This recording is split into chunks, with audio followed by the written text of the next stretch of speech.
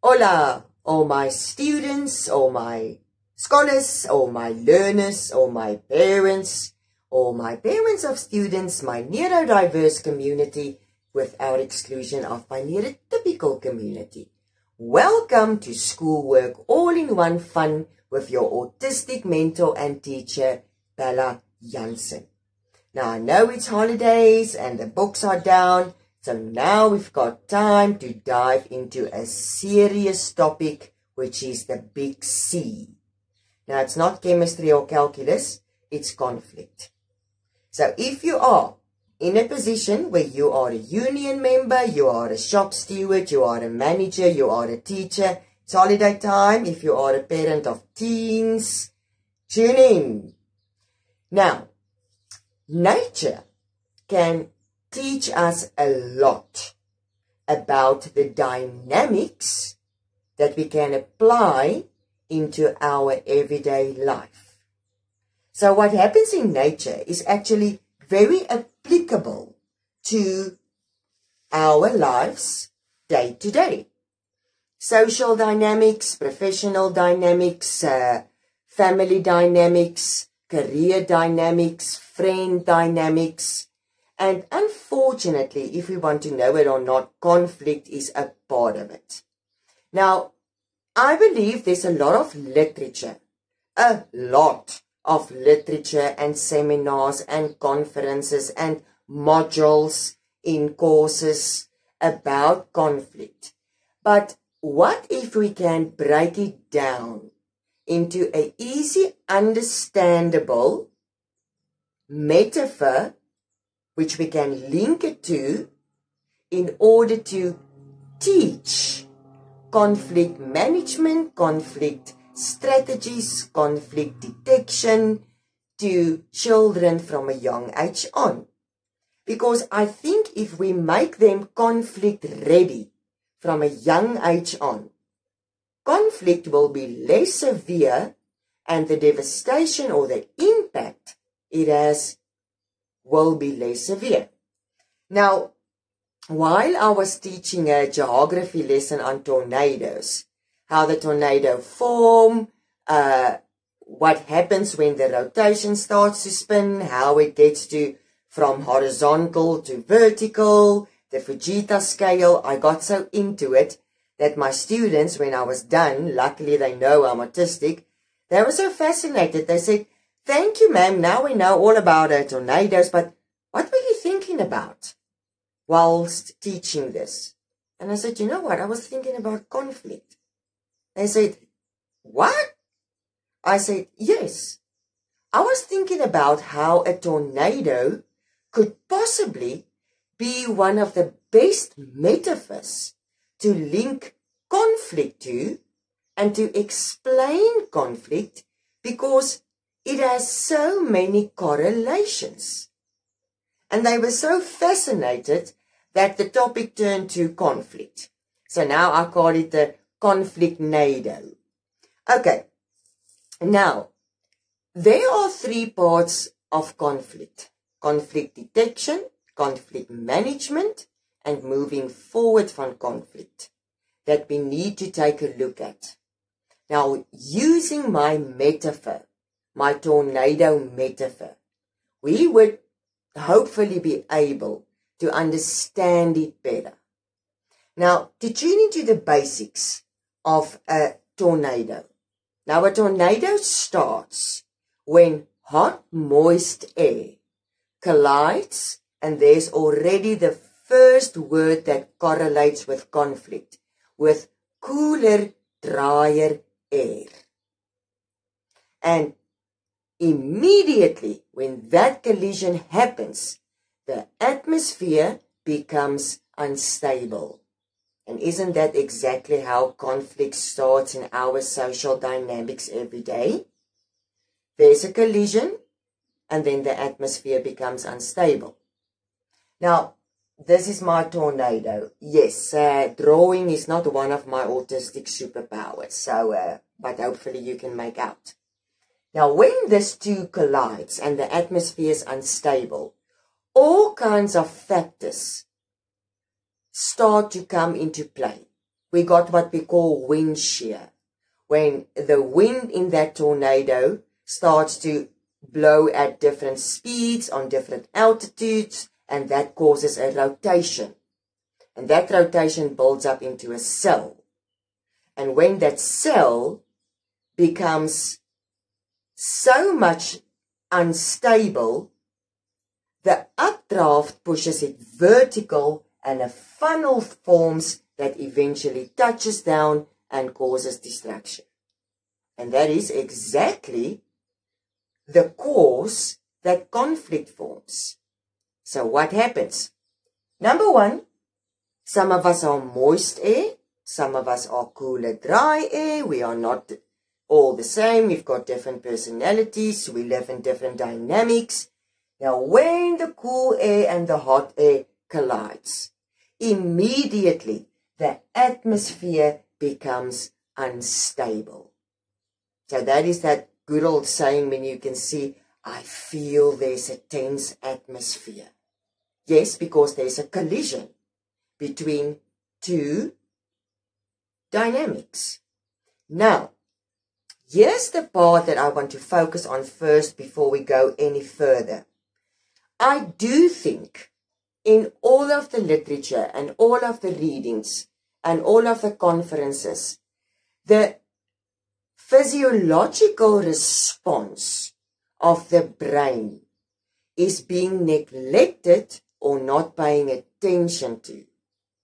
See, if we take a look at the brain, in essence, remember the brain is our control system of the body. And we've got different parts of the brain that controls different parts of our functioning. And that happens involuntarily, meaning we cannot always control that because the brain is our protection shield so that we can survive. Now, we got three parts of the brain that plays a major role when it comes to conflict. We've got our prefrontal cortex. Now, the prefrontal cortex is our thinking brain. Let's put it like that. It's the thinking brain. All right.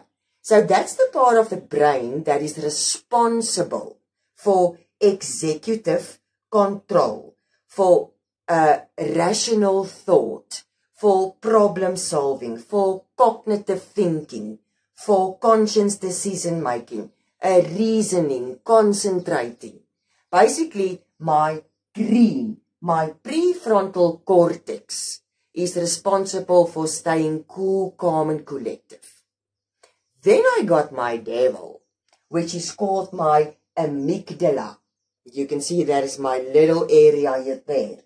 Now, my amygdala is my emotional brain. Let's say that is my emotional center of my brain. But that is also my threat detector. Now, what happens when you are being threatened? You are being threatened. There is a collision now. Right. My thalamus, which is the link between my prefrontal cortex and my amygdala, sends threat signals to the brain that you are under attack. Now, the amygdala is also part of the limbic system, which then tells the body to flash flood it with adrenaline and cortisol, because the flight or fight sensory input is now need to take place in order for you to survive. So, when the amygdala is triggered and irritated, what happens is it totally overrides the prefrontal cortex. So it deactivates our prefrontal cortex. That cancels out all our rational thinking, all our control, all our problem solving and decision making involuntarily, spontaneously. So in essence, if we understand the brain, we want in a conflict situation to keep my prefrontal cortex activated as long as possible before comrade amygdala takes over and completely deactivates it. So that part is highly necessary to understand if we want to prevent the conflict tornado of touchdown and cause devastation. Now, what can we do picture-wise to let comrade prefrontal cortex stay activated for as long as possible? Number one, and there is where shop stewards, union guys, managers, supervisors, safe people that have knowledge come into play.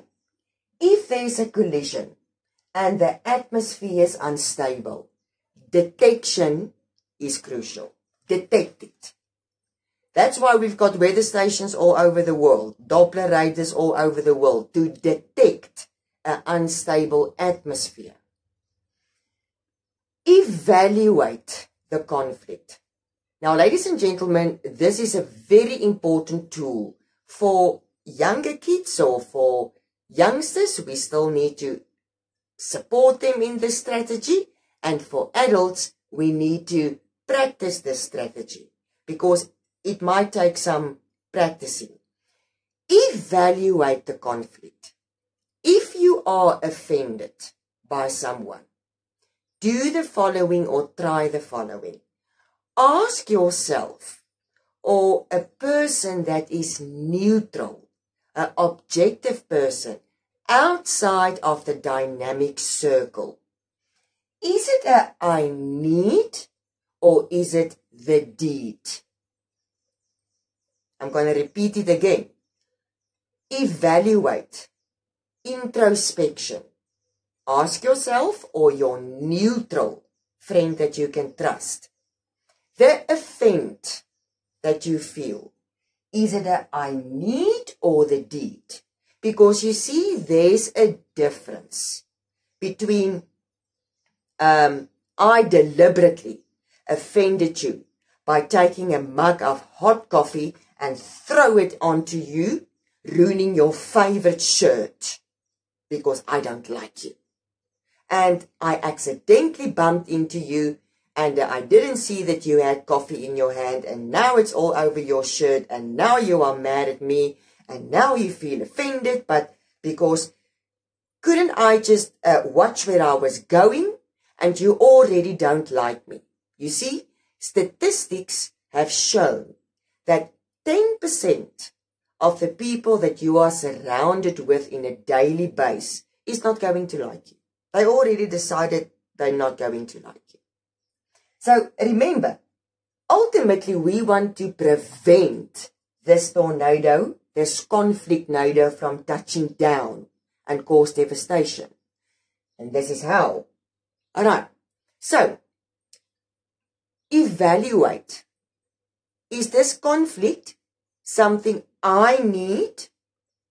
I now feel offended and I need to be unoffended. I need you to apologize to me. I feel inferior. I feel. Or is it just an accident? Or is the deed criteria enough for taking this conflict further? So by doing this and practicing this, we are already cancelling the contributing factors for this tornado to touch down out. Right, second stop. And this is the most important stop of all.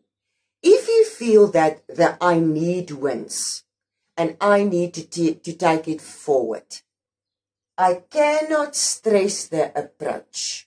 How do you approach the person who offended you or the conflict in which way ever it is presented?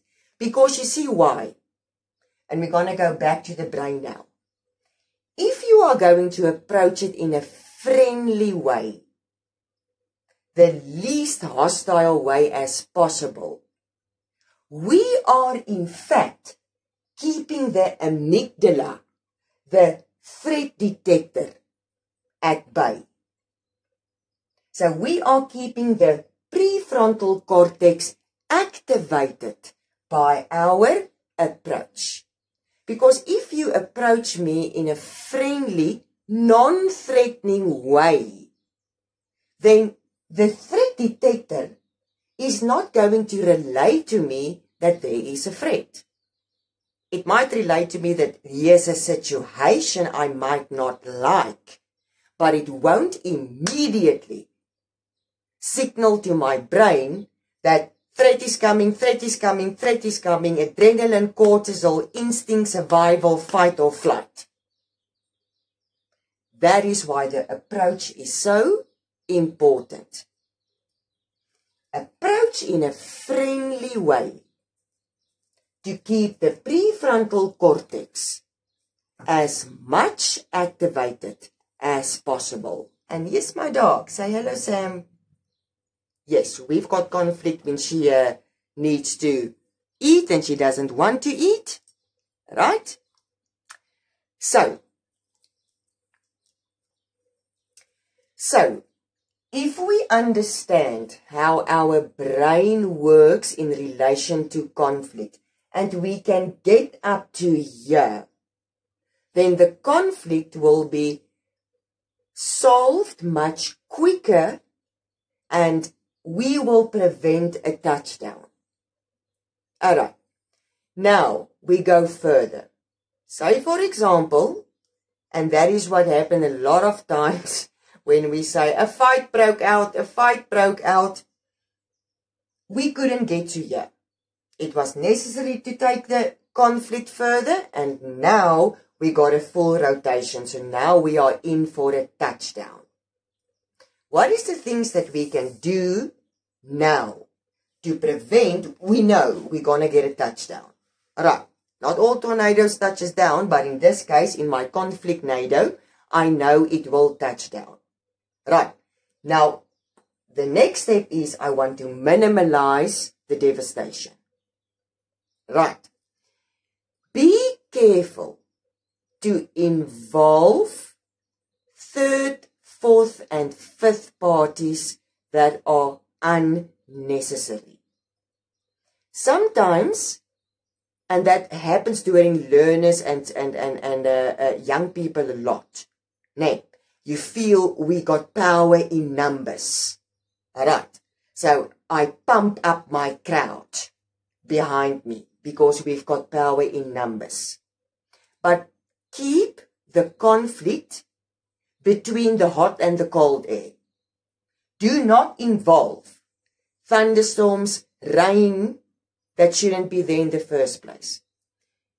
Evaluate if it's going to be necessary to involve a third, a fourth, or a fifth party.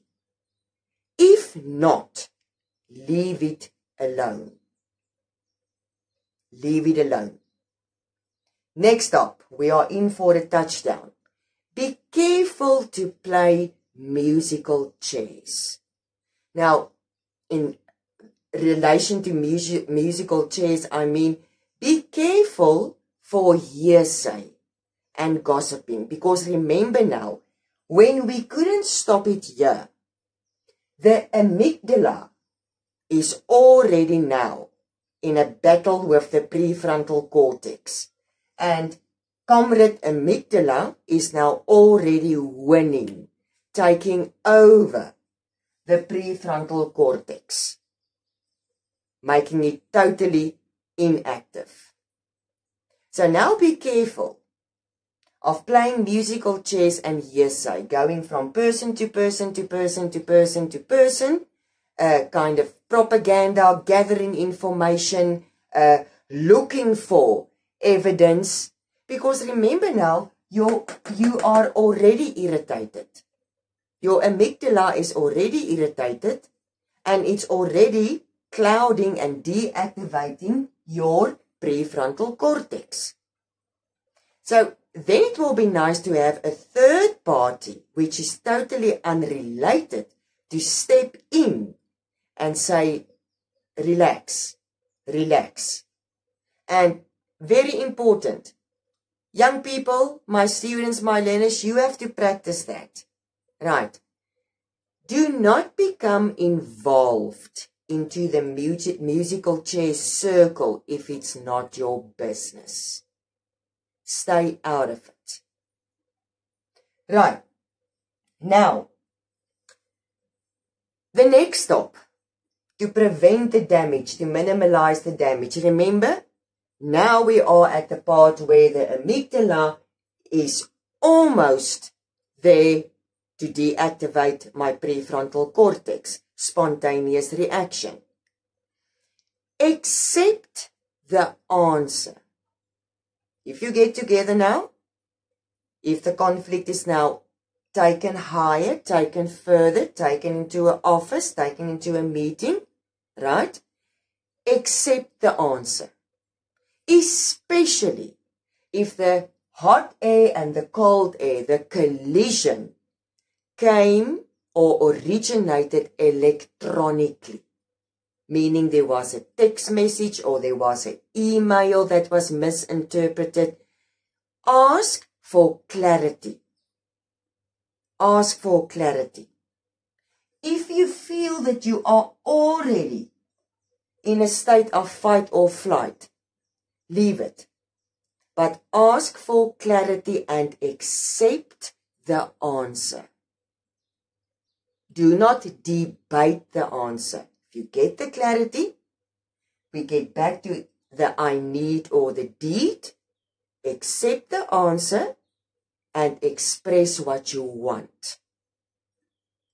And lastly, or second lastly, ignore small or stay clear of small hints and non-verbal cues.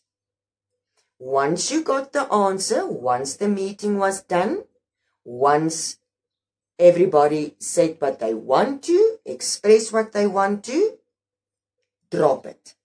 Stay away from small hints and non-verbal cues that can irritate the amygdala further on.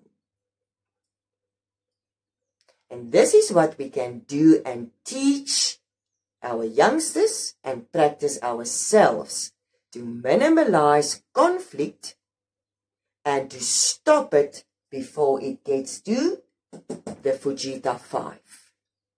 Remember how the brain works. And in severe cases, if there is a conflict where both amygdalas has overtaken the prefrontal cortex, so the prefrontal cortex is deactivated totally, the best thing that you can do is to separate. Separate the two parties for a time, totally, until the prefrontal cortex has a little bit more activation for rational thinking. You see, ladies and gentlemen, this part we disregard when dealing with conflict. Now, a very important thing that can trigger the amygdala, especially in sibling rivalry and in the workplace, is to neglect mental well-being and staff or family morale. The moment where you have a low family morale or a low sense of mental well-being, you immediately destabilizes the atmosphere. And many parents, many households, many workplace environments still has the tendency to say we do not have the time or the resources or the energy for that matter to pay attention to mental well-being and uplifting morale. But that is the preventer of all conflict. Secondly, stay clear, and this is for sibling rivalry especially needed. Stay clear of titles. Rather promote teamwork than a hierarchy. Stay away from titles. Rather say we are a team and you are the team leader and we work together. That sounds more softer than by saying we are the so-and-so department or the so-and-so family and you are in charge. And whatever you say must be adhered to. That's the quickest that you destabilize an atmosphere. So, to summarize it, if I can just move up to here, so that you can see. If we can see what we can do, an easy approach in my brain and to prevent my tornado from being a Fujita 5. Number 1, pay attention to the mental and well-being and moral of your social dynamic. Doesn't matter what it is. Number 2, if there's a collision, detect it early. Number 3, evaluate the conflict. Is it a I need conflict or is it really the deed? So will the taking conflict forward contribute to stopping this tornado from touching down, or will it contribute to the faster rotation because I feel inferior and I feel not worthy and I feel that I was offended and I need apology? Or it's really a situation that needs to be addressed. Next up, the approach. Remember comrade amygdala, remember comrade prefrontal cortex.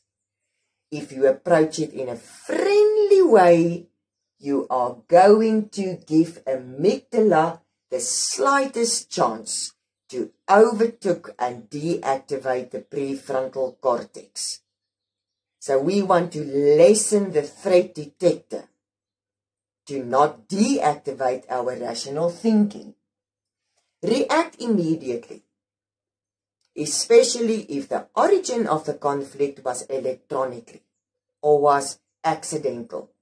Do not wait before the conflict is addressed. Why?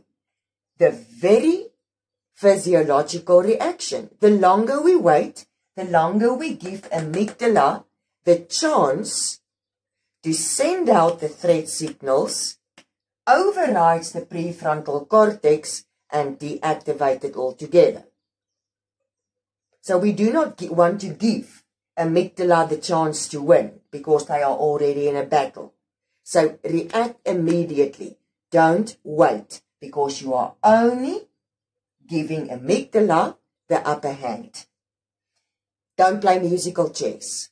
Don't go around looking for your backup. Accept the answer.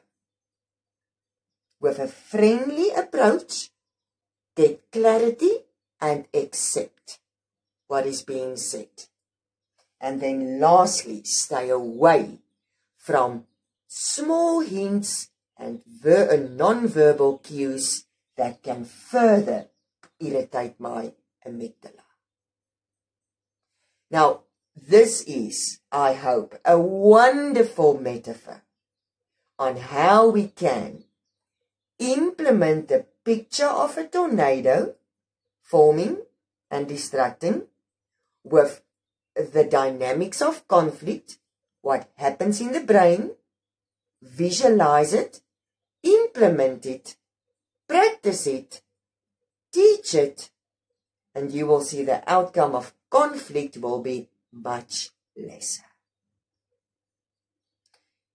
So until I see you again, give me the subscribe. Remember, subscribe is for free. South Africa, that's important. For free causes a collision. Yes. So to minimize the conflict, subscribe. And until I see you again, comments in the box, questions in the box. Be good, be safe, be wise.